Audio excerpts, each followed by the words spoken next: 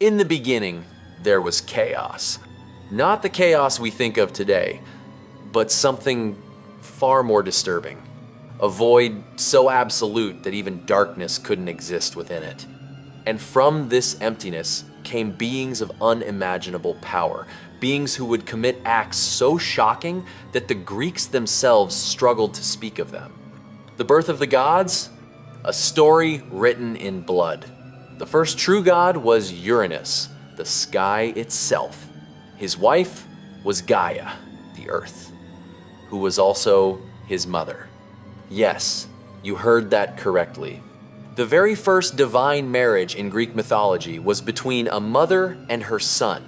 But this was only the beginning of a family tree so twisted, so violent, that it would make any modern horror story seem tame by comparison. Uranus and Gaia had children together. The Titans, massive beings of incredible strength. Uranus looked upon his offspring and was disgusted. So he forced them back into Gaia's womb, trapping them in the depths of the earth itself. Gaia, in constant pain, fashioned a weapon from adamantine, a sickle. She turned to her children with a proposition that would forever change the cosmos. Who among you will help me punish your father? Only one had the courage. Cronus, the youngest Titan. When Uranus came to lie with Gaia once more, Cronus struck. He castrated his own father. The blood that fell gave birth to the Furies, spirits of vengeance. The severed genitals fell into the sea, and from the foam that gathered around them, a goddess emerged. Aphrodite, the goddess of love and beauty, born from an act of ultimate violence. The reign of Cronus, when time devoured its children. Cronus married his sister, Rhea, and for a time, the world knew a golden age. But a prophecy warned that he would be overthrown by his own son. So Cronus made a decision that haunts Greek mythology to this day. Every time Rhea gave birth, Cronus demanded the child. And he swallowed it whole.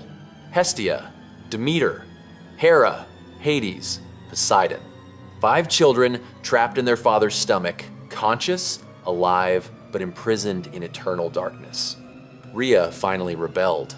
When Zeus was born, she wrapped a stone in swaddling clothes. Cronus swallowed it without looking. Now, here's what mainstream history tells us. These myths were metaphors for time devouring all things. Archaeological evidence from Minoan Crete shows evidence of child sacrifice. Small bones found in sacred sites. Vessels designed to hold infant remains.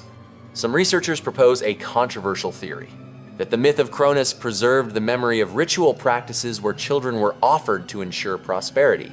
The mainstream scholarly community largely rejects this interpretation, but the question remains unanswered. Why would such a specific, horrifying image persist across generations if it had no basis in lived experience? Zeus? The king of gods and the monster in the sky, Zeus grew to adulthood in secret. He forced Cronus to vomit up his siblings. After a 10-year war, the Olympians defeated the Titan. Zeus became king of the gods, but Zeus was no hero. The list of his conquests is staggering. He swallowed his first wife, Metis, when she became pregnant. Later, Athena emerged from his split skull, fully armed. He approached Danae as a shower of gold, fathering Perseus. He transformed into a swan to seduce Leda. He took the form of a bull to abduct Europa.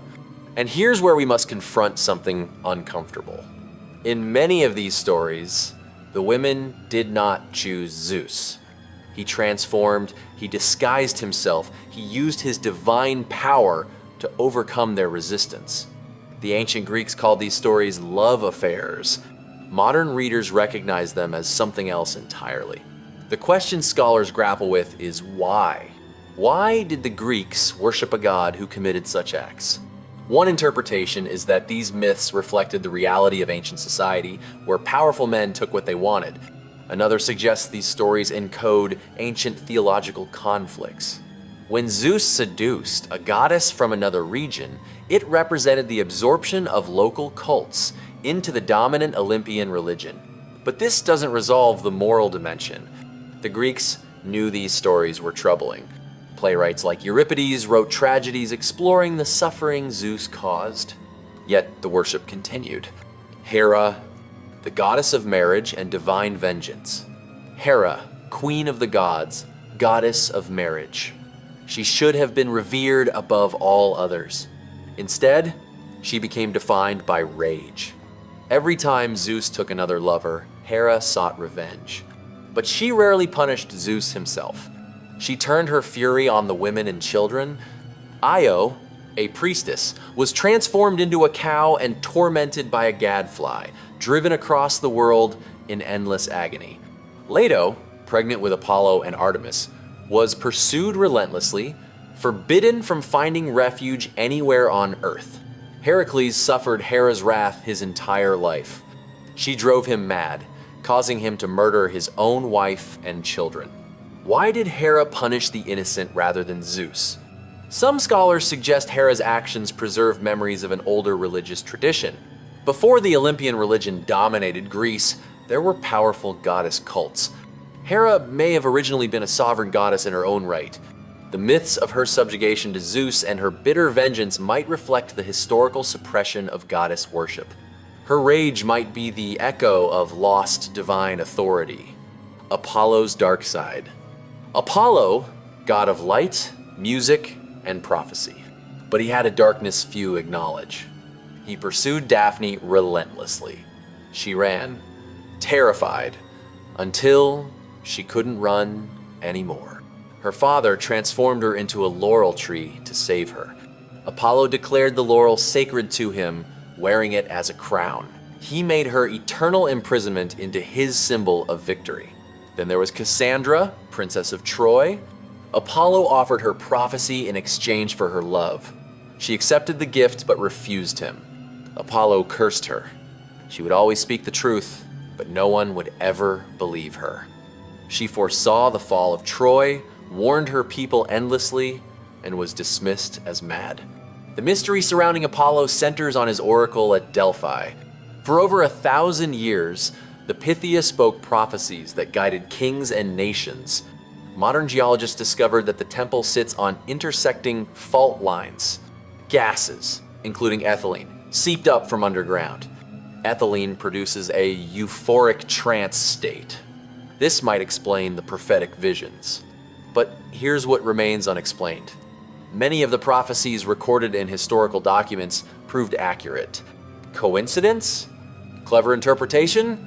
Or did the priestesses have access to intelligence networks? We don't know.